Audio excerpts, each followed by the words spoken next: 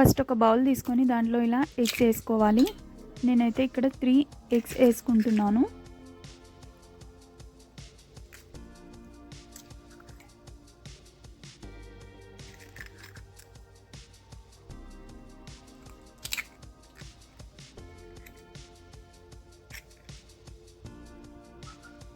ఇప్పుడు దీంట్లోకి ginger garlic paste వేస్తున్నాను. తర్వాత దీంట్లోకి రెడ్ చిల్లీ పౌడర్ కూడా వేసుకోవాలి.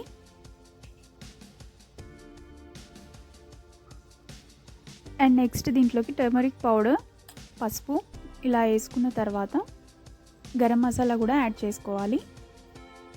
ఇప్పుడు నేను ఆల్రెడీ చాప్ చేసి పెట్టుకున్నాను గ్రీన్ చిల్లీస్, ఆనియన్స్ అండ్ కొత్తిమీర, అవి కూడా దీంట్లోకి వేసేసుకుందాం.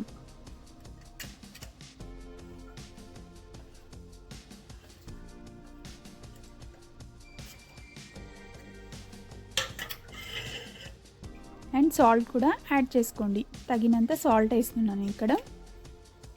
ఇప్పుడు మంచిగా ఇలా మిక్స్ చేసుకుందాం.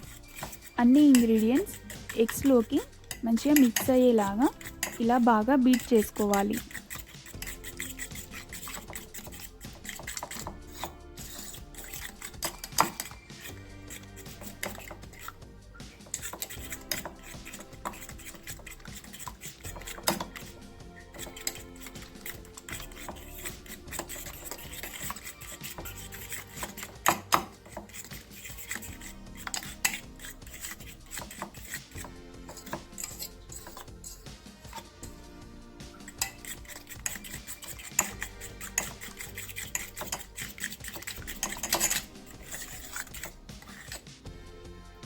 ఈ విధంగా ఎగ్ బ్యాటర్ని మంచిగా మిక్స్ చేసుకోవాలి.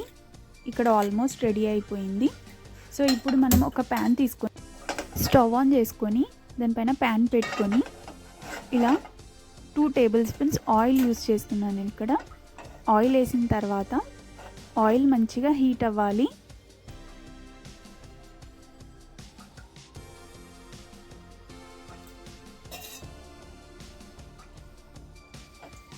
ఇలా ఆయిల్ ప్యాన్కి ఈవెన్గా స్ప్రెడ్ చేయాలి.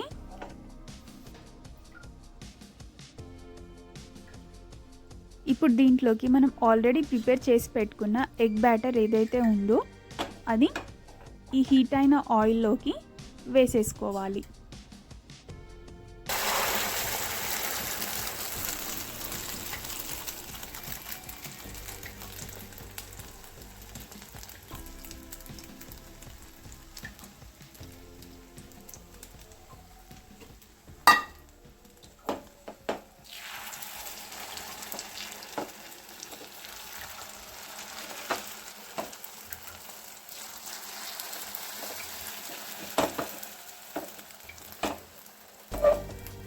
ఇక్కడ స్టవ్ ఫ్లేమ్ మీడియంలోకి పెట్టుకోవాలి.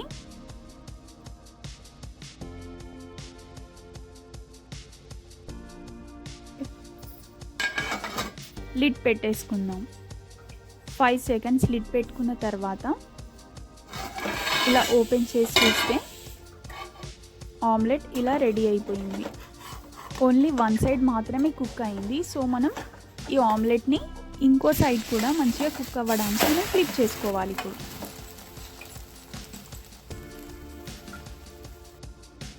ఇలా బోత్ సైడ్స్ ఫ్లిప్ చేసుకొని మంచిగా ఈవెన్గా కుక్ చేసుకోవాలి. ఇప్పుడు నేను మళ్ళీ అదర్ సైడ్ ఫ్లిప్ చేస్తున్నాను, ఎందుకంటే ఈవెన్గా కుక్ అవ్వడానికి. నేను ఈ టేస్టీ అండ్ యమ్మీయెస్ట్ ఆమ్లెట్ని బ్రేక్ఫాస్ట్ కోసమని చేస్తున్నాను ఈరోజు. మీకు ఈ రెసిపీ నచ్చితే ప్లీజ్ లైక్ చేయండి ఫ్రెండ్స్.